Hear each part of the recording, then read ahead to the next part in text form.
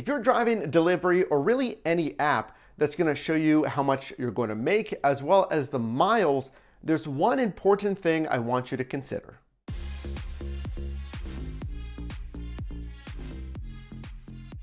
When you're driving on these apps and you're seeing the dollar amounts on these requests, it can be really easy to just fixate on that dollar amount and simply just try to earn as much as possible. I want you to consider something else, however, and that is your dollars to mile ratio. It doesn't really make sense or really matter if you make $8, but you have to drive 16 miles to get it. Here are 3 examples of what to look for your ideal dollars to mile ratio. Number 1, let's look at Pancho's Mexican Grill. This request on DoorDash is showing us 15.8 miles for the complete delivery, which will yield you as a driver $9.05. If those miles didn't set off a red flag for you, they probably should. Let's do the math and see how much you're really taking home.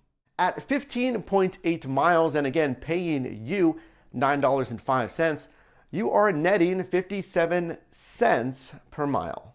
That's actually less than the standard miles deduction that the IRS gives you here in the United States.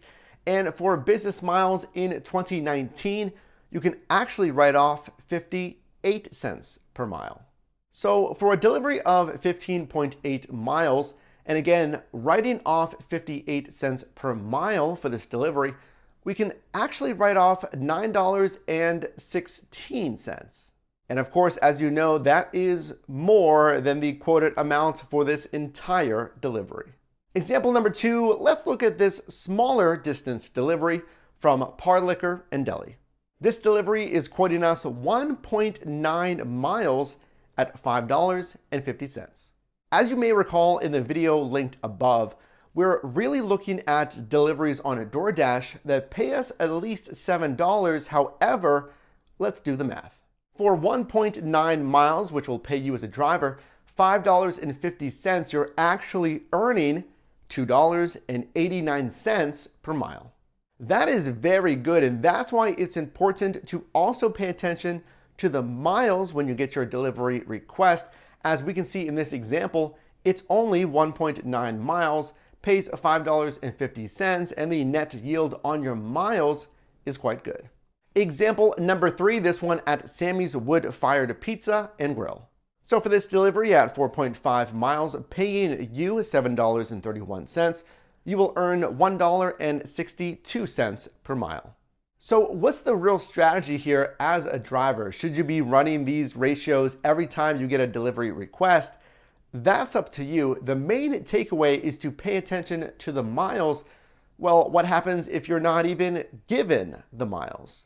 In this example from Postmates from Ahi Sushi and Tuna, not only do you not see the miles for the delivery, but you don't see any guaranteed pay as well. You want to help yourself as a driver. That's why I recommend really only delivery apps that give you the earnings up front that you can expect to earn on the delivery, and to use apps that don't show you that information as a backup.